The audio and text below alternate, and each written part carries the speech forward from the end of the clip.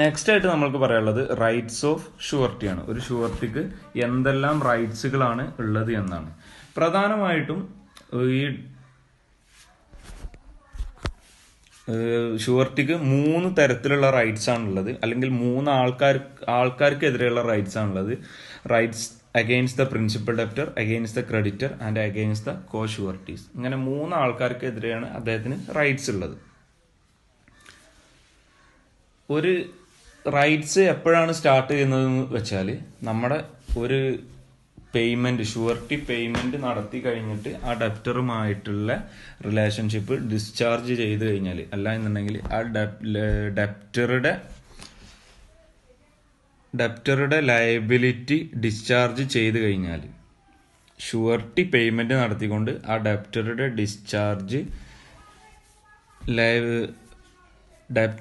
Liability discharge ചെയ്ത് കഴിഞ്ഞാൽ അദ്ദേഹത്തിന് എന്തെല്ലാം റൈറ്റ്സ് ആണ് ഉള്ളതെന്നാണ് നമുക്ക് നോക്കാനുള്ളത്.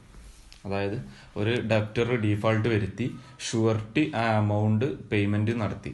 സോ അപ്പോൾ ഡെപ്റ്റർ എന്ത് ചെയ്ത് അദ്ദേഹത്തിന് ആ ക്രെഡിറ്ററുമായിട്ടുള്ള ലയബിലിറ്റിയിൽ നിന്ന് ഡിസ്ചാർജഡ് ആയി. സോ ഇത്തരം സാഹചര്യങ്ങളിൽ ഒരു ഷുവർട്ടിക്ക് എന്തെല്ലാം റൈറ്റ്സ് ആണ് ഉള്ളതെന്നാണ് നമ്മൾക്ക് ഡിസ്കസ് ചെയ്യാനുള്ളത്. പ്രധാനമായിട്ടും 3 ആൾക്കാർക്കെതിരെയാണ് അദ്ദേഹത്തിന് റൈറ്റ്സ് ഉള്ളത്. ഫസ്റ്റ് വൺ എന്ന് പറയുന്നത് against the principal debtor, second one എന്ന് പറയുന്നത് against the creditor and third one എന്ന് പറയുന്നത് rights against the co sureties. So rights against the principal debtor എന്ന് പറയുമ്പോൾ, പ്രിൻസിപ്പൽ ഡെപ്റ്റർക്കെതിരെ എന്തെല്ലാം റൈറ്റ്സ് ആണ് അദ്ദേഹത്തിന് ഉള്ളത് നോക്കാം. പ്രിൻസിപ്പൽ ഡെപ്റ്റർക്കെതിരെ അദ്ദേഹത്തിന് 2 റൈറ്റ്സ് ആണുള്ളത്. റൈറ്റ്സ് ഓഫ് സബ്രഗേഷനും അതേപോലെ റൈറ്റ് ടു ഇൻഡെംനിറ്റിയും. റൈറ്റ് ഓഫ് സബ്രഗേഷനും അതേപോലെ റൈറ്റ് ടു ഇൻഡെംനിറ്റിയും. റൈറ്റ് ഓഫ് സബ്രഗേഷൻ എന്ന് പറഞ്ഞു കഴിഞ്ഞാൽ സെക്ഷൻ 140 പ്രകാരമാണ് ഈ റൈറ്റ് ഓഫ് സബ്രഗേഷൻ എന്നുള്ളത് വരുന്നത്. റൈറ്റ് ഓഫ് സബ്രഗേഷൻ എന്ന് പറഞ്ഞു കഴിഞ്ഞാൽ, ഒരു പ്രിൻസിപ്പൽ ഡെപ്റ്റർ ഡീഫാൾട്ട് വരുത്തുകയും അതേപോലെ തന്നെ ഈ ഷുവർട്ടി അതിന്റെ പേയ്മെന്റ് നടത്തുകയും ചെയ്യുകയാണെന്നുണ്ടെങ്കിൽ, ഈ ഷുവർട്ടി എന്ന് പറയുന്ന ആൾ നമ്മൾ നേരത്തെ പറഞ്ഞ പോലെ ക്രെഡിറ്ററുടെ ഷൂവിന്റെ അകത്തേക്ക് കയറും. അങ്ങനെയാണ് നമ്മൾ നോർമലി ലോയിൽ പറയാറ്. അതായത് പിന്നെ ക്രെഡിറ്റർക്കുള്ള എല്ലാ അവകാശവും ഷുവർട്ടിക്ക് വന്നു ചേരുമെന്നാണ് അതിന്റെ അർത്ഥം. സോ ഇങ്ങനെ പേയ്മെന്റ് നടത്തുകയാണെന്നുണ്ടെങ്കിൽ പിന്നെ ഈ പ്രിൻസിപ്പൽ ഡെപ്റ്റർക്കെതിരെ കേസ് കൊടുക്കാനും അതേപോലെ അദ്ദേഹം നടത്തിയിട്ടുള്ള, അതായത് ഷുവർട്ടി നടത്തിയിട്ടുള്ള പേയ്മെന്റ് റിക്കവർ ചെയ്യാനുമുള്ള അവകാശം അദ്ദേഹത്തിന് ഉണ്ടായിരിക്കും. അതിനെയാണ് നമ്മൾ റൈറ്റ് ഓഫ് സബ്രഗേഷൻ എന്ന് പറയുന്നത്. അതായത് ഒരു പ്രിൻസിപ്പൽ ഡെപ്റ്റർ ഡീഫാൾട്ട് വരുത്തി അദ്ദേഹത്തിന്റെ ഷുവർട്ടി ആ പേയ്മെന്റ് നടത്തുകയും ചെയ്തു. സോ അതിനുശേഷം പിന്നെ ആ ഷുവർട്ടിക്കുള്ള അവകാശം എന്ന് പറയുന്നത് ആ പ്രിൻസിപ്പൽ ഡെപ്റ്റർക്കെതിരെ കേസ് കൊടുക്കാം. ആ ഷുവർട്ടി എത്ര പൈസയാണോ കൊടുത്തിട്ടുള്ളത് ആ പൈസ അദ്ദേഹത്തിൽ നിന്ന് തിരിച്ചു പിടിക്കാൻ വേണ്ടിയിട്ട് അദ്ദേഹത്തിന് കേസ് കൊടുക്കാൻ സാധിക്കുന്നതാണ്. ഉദാഹരണത്തിന് 3 പാർട്ടീസ്, ഒരു ക്രെഡിറ്റർ, ഉദാഹരണത്തിന് ജുനൈദ് ഒരു ക്രെഡിറ്ററും അതേപോലെ തന്നെ പ്രിൻസിപ്പൽ ഡെപ്റ്ററായി കൊണ്ട് ഷഹീഫും അതേപോലെ തന്നെ നമ്മുടെ ഷുവർട്ടി ആയിക്കൊണ്ട് ഫതിലും, ഇങ്ങനെ 3 ആൾക്കാർ. സോ ഫതിലാണ് ഷുവർട്ടി, ഷഹീഫാണ് പ്രിൻസിപ്പൽ ഡെപ്റ്റർ, ജുനൈദാണ് ക്രെഡിറ്റർ. സോ ഈ ഷഹീഫ് ജുനൈദിന് കൊടുക്കാൻ ഒരു 10,000 രൂപ കൊടുക്കാനുണ്ട്. ആ 10,000 രൂപ ഷെയ്ഫ് കൊടുത്തില്ല. സോ ആ 10,000 രൂപ ക്രെഡിറ്റർ ആയിട്ടുള്ള നമ്മുടെ ജുനൈദിന് ഷെയ്ഫ് കൊടുക്കാത്തത് മൂലം ഷുവർട്ടി ആയിട്ടുള്ള ഫതിൽ ആ 10,000 രൂപ ജുനൈദിന് കൊടുക്കുകയും ആ കോൺട്രാക്ട് സെറ്റിൽ ചെയ്യുകയും ചെയ്തു.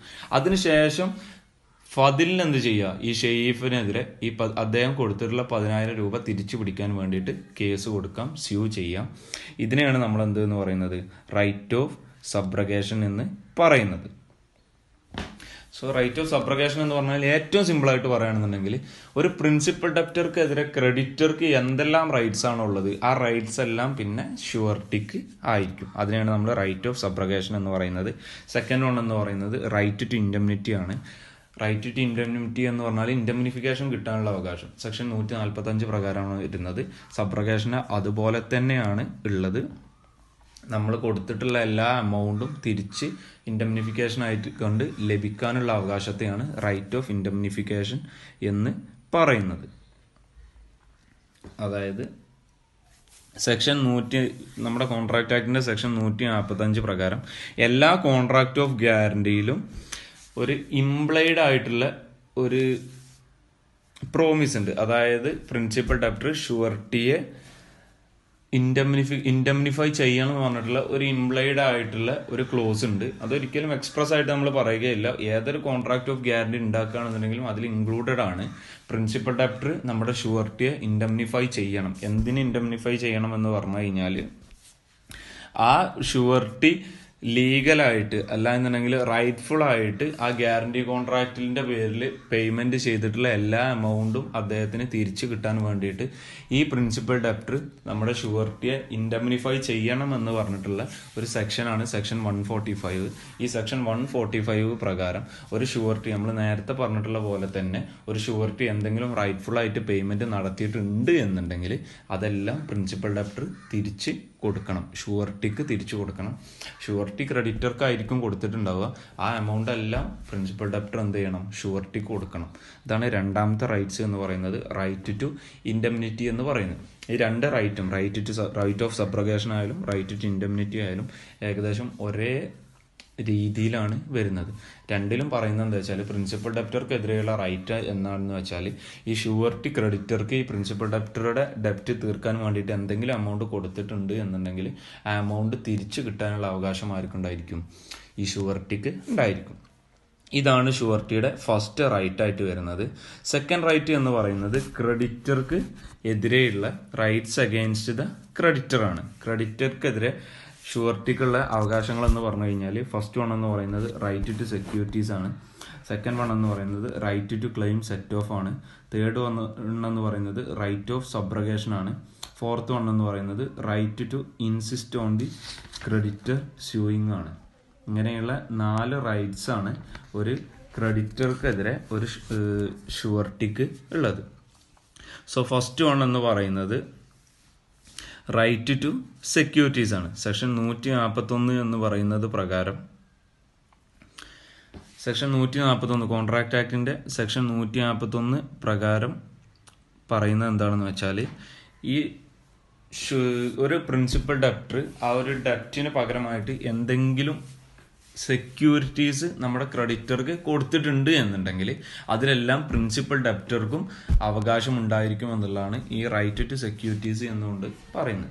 അതായത് നമ്മളിപ്പോൾ ഒരു ക്രെഡിറ്റർ പ്രിൻസിപ്പൽ ഡെപ്റ്റർക്ക് കടം കൊടുക്കുന്നതിന് പകരമായിട്ട് ഡെപ്റ്ററുടെ കയ്യിൽ നിന്ന് എന്തെങ്കിലും സാധനം സെക്യൂരിറ്റി ആയിട്ട് വാങ്ങിച്ചിട്ടുണ്ട് എന്നുണ്ടെങ്കിൽ, ഇപ്പോൾ ഉദാഹരണത്തിന് ഒരു ബൈക്ക് അല്ല എന്നുണ്ടെങ്കിൽ എന്തെങ്കിലും ഒരു സാധനം, അദ്ദേഹത്തിൻ്റെ ഒരു മൊബൈൽ ഫോൺ, ഏറ്റവും സിമ്പിളായിട്ട് പറയുകയാണെന്നുണ്ടെങ്കിൽ എന്തെങ്കിലും മൊബൈൽ ഫോണോ അല്ല എന്നുണ്ടെങ്കിൽ മറ്റേതെങ്കിലും വസ്തുക്കൾ സെക്യൂരിറ്റി ആയിട്ട് ഈ ക്രെഡിറ്റർ പ്രിൻസിപ്പൽ ഡെപ്റ്ററുടെ കയ്യിൽ നിന്ന് വാങ്ങിച്ചിട്ടുണ്ട് എന്നുണ്ടെങ്കിൽ ആ സെക്യൂരിറ്റീസിൽ നമ്മുടെ ഈ ഷുവർട്ടിക്കും എന്തുണ്ടാവും, റൈറ്റ്സ് ഉണ്ടായിരിക്കുമെന്നാണ് പറയുന്നത്. ആ ഗ്യാരണ്ടി കോൺട്രാക്റ്റ് ഉള്ള സമയത്ത് ഈ ക്രെഡിറ്റർ എൻടൈറ്റിൽ ചെയ്യുന്ന, അല്ല എന്നുണ്ടെങ്കിൽ ക്രെഡിറ്ററുടെ കയ്യിൽ സൂക്ഷിക്കുന്ന എന്ത് സെക്യൂരിറ്റി ആയി കഴിഞ്ഞാലും അതിൽ ഷുവർട്ടിക്ക് അധികാരം ഉണ്ടാവും. അതായത് ആ ഷുവർട്ടിയാണ് ആ കോൺട്രാക്റ്റ് ഡിസ്ചാർജ് ചെയ്യുന്നത്. നമ്മൾ ഫസ്റ്റ് പറഞ്ഞ പോലെ തന്നെ പ്രിൻസിപ്പൽ ഡെപ്റ്റർക്ക് എന്ത് ചെയ്യാൻ സാധിക്കുന്നില്ല, പ്രിൻസിപ്പൽ ഡെപ്റ്റർക്ക് പൈസ കൊടുക്കാൻ സാധിക്കുന്നില്ല. സോ ഷുവർട്ടിയാണ് എന്ത് ചെയ്യുന്നത്, പൈസ കൊടുക്കുന്നത്. സോ ആ പൈസ കൊടുത്ത ഉടനെ തന്നെ എന്ത് ചെയ്യുക, ആ സെക്യൂരിറ്റി ആർക്ക് ക്ലെയിം ചെയ്യുക, നമ്മുടെ ഷുവർട്ടിക്ക് ക്ലെയിം ചെയ്യുക. എന്നിട്ട് ഷുവർട്ടിക്ക് എതിരെ എന്ത് ചെയ്യുക, പ്രിൻസിപ്പൽ ഡെപ്റ്റർക്കെതിരെ കേസ് കൊടുക്കുക ആ എമൗണ്ടിന് വേണ്ടിയിട്ട്. ആ എമൗണ്ട് പ്രിൻസിപ്പൽ ഡെപ്റ്റർ എപ്പോഴാണോ തിരിച്ചു കൊടുക്കുന്നത് അപ്പോൾ മാത്രമേ ആ സെക്യൂരിറ്റി എന്ത് ചെയ്താൽ മതി, തിരിച്ചു കൊടുത്താൽ മതി. നമ്മൾ ഫസ്റ്റ് പറഞ്ഞു ഇതേത് സമയത്ത് നമ്മുടെ ഷുവർട്ടിക്ക് ഉള്ള റൈറ്റ്സ് ആണ് എന്ന് നമ്മൾ ഫസ്റ്റ് ടൈം പറഞ്ഞിട്ടുണ്ടായിരുന്നു. അതായത് ഒരു പ്രിൻസിപ്പൽ ഡെപ്റ്റർ ഡീഫോൾട്ട് വരുന്നത് മൂലം ഷുവർട്ടി ആ എമൗണ്ട് പേയ്മെന്റ് നടത്തിയിട്ട് അങ്ങനെയുള്ള ഒരു ഷുവർട്ടിക്ക് എന്തെല്ലാം റൈറ്റ്സ് ഉണ്ട് എന്നുള്ളതിനെ കുറിച്ചാണ് നമ്മളിവിടെ ഡിസ്കസ് ചെയ്യുന്നത്. സോ അങ്ങനെ ഒരു കോൺട്രാക്റ്റിൽ എന്തെങ്കിലും ഒരു സെക്യൂരിറ്റി പ്രിൻസിപ്പൽ ഡെപ്റ്റർ നമ്മുടെ ക്രെഡിറ്റർക്ക് കൊടുത്തിട്ടുണ്ട് എന്നുണ്ടെങ്കിൽ ആ കോൺട്രാക്റ്റ് ഡിസ്ചാർജ് ചെയ്യിച്ചതിന് ശേഷം ഷുവർട്ടിക്ക് എന്ത് ചെയ്യുക, ആ സെക്യൂരിറ്റി എന്ത് ചെയ്യുക, ആ സെക്യൂരിറ്റിമേൽ ആ ഷുവർട്ടിക്കും എന്തുണ്ടാവും, റൈറ്റ്സ് ഉണ്ടാവും. സെക്കൻഡ് വൺ എന്ന് പറയുന്നത് right to claim set off ആണ്. സെറ്റ് ഓഫിന് വേണ്ടിയിട്ട് ക്ലെയിം ചെയ്യാനുള്ള അവകാശമാണ്. സെറ്റ് ഓഫ് എന്ന് പറഞ്ഞു കഴിഞ്ഞാൽ ഒരു എമൗണ്ട് ഓഫ് ലോണിൽ നിന്ന് എന്തെങ്കിലും ഡിഡക്റ്റ് ചെയ്യാൻ വേണ്ടിയിട്ട് ക്ലെയിം ചെയ്യുന്നതിനെയാണ് നമ്മൾ എന്ത് എന്ന് പറയുന്നത്, സെറ്റ് ഓഫ് എന്ന് പറയുന്നത്. നിങ്ങൾ അക്കൗണ്ടിങ്ങിലൊക്കെ പഠിച്ചിട്ടുണ്ടാവും. സെറ്റ് ഓഫ് ചെയ്യുക എന്ന് പറഞ്ഞു കഴിഞ്ഞാൽ നമ്മൾ എന്തെങ്കിലും എമൗണ്ട് കുറക്കുന്നതിന് വേണ്ടിയിട്ട് ക്ലെയിം ചെയ്യുന്നതിനാണ് നമ്മൾ എന്തെന്ന് പറയല്, സെറ്റ് ഓഫ് എന്ന് പറയുന്നത്. നോർമലി നമ്മൾ എന്തെങ്കിലും ലോണ് കൊടുത്തിട്ട് അതിൽ നിന്ന് എന്തെങ്കിലും കുറക്കാനുണ്ട് എന്നുണ്ടെങ്കിൽ അത് കുറക്കാൻ വേണ്ടിയിട്ട് ക്ലെയിം ചെയ്യുന്നതിനെയാണ് നമ്മൾ എന്തെന്ന് പറയുന്നത്, സെറ്റ് ഓഫ് എന്ന് പറയുന്നത്. സോ ഇതിൽ പറയുന്നത് എന്താ വെച്ചാൽ, ഒരു ഷുവർട്ടിക്ക് സെറ്റ് ഓഫിന് വേണ്ടിയിട്ട് ക്ലെയിം ചെയ്യാനുള്ള അവകാശം ഉണ്ട് എന്ന് ആണ് പറയുന്നത്. അതായത് ഇപ്പോൾ ഒരു പ്രിൻസിപ്പൽ ഡെപ്റ്റർക്ക് ക്രെഡിറ്റർക്കെതിരെ എന്തെങ്കിലും കാര്യത്തിന് സെറ്റ് ഓഫ് ചെയ്യാനുള്ള അധികാരം ഉണ്ടായിരുന്നു ഉണ്ടെങ്കിൽ ആ ഷുവർട്ടിയാണ് ആ കോൺട്രാക്റ്റിലെ എമൗണ്ട് കൊടുക്കുന്നത് എന്നുണ്ടെങ്കിൽ അദ്ദേഹത്തിന് ആ എമൗണ്ട് കൊടുക്കുന്ന സമയത്ത് ഇങ്ങനെ ഒരു സെറ്റ് ഓഫിന് വേണ്ടിയിട്ട് ക്ലെയിം ചെയ്യാൻ സാധിക്കാവുന്നതാണ്.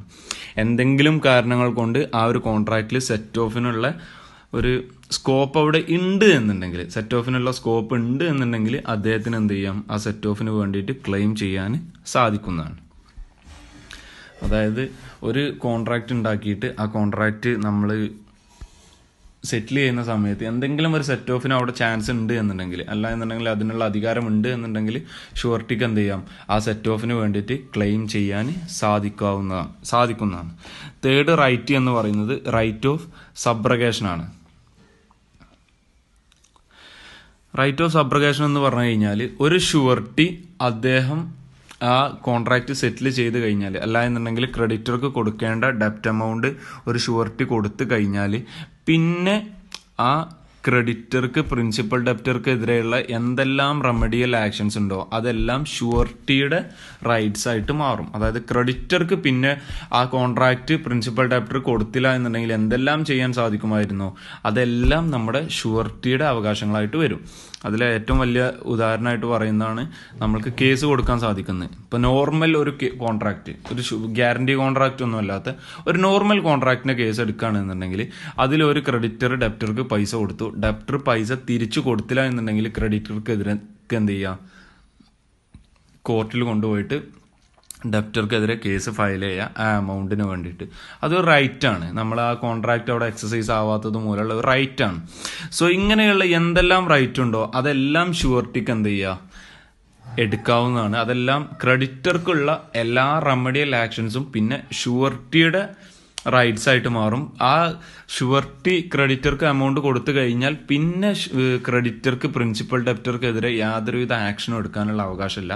ആ എല്ലാ ആക്ഷൻ എടുക്കാനുള്ള എല്ലാ അവകാശവും ഷുവർട്ടിക്ക് ആണ് ഉണ്ടായിരിക്കുക. ക്രെഡിറ്റർക്ക് പിന്നെ യാതൊരു അവകാശം ഉണ്ടാവില്ല. അതെല്ലാം ഷുവർട്ടിയുടെ അവകാശമായിട്ടാണ് വരിക. പിന്നെ ഫോർത്ത്, ക്രെഡിറ്റർക്കെതിരെയുള്ള ഷുവർട്ടിയുടെ നാലാമത്തെ അവകാശം എന്ന് പറയുന്നത്, അല്ലെങ്കിൽ റൈറ്റ്സ് എന്ന് പറയുന്നത്, right to insist on the creditor suing. Right to insist on the creditor suing. ഒരു ഗ്യാരണ്ടി ഡെപ്റ്റ് ഡ്യൂ ആവുന്ന സമയത്ത്,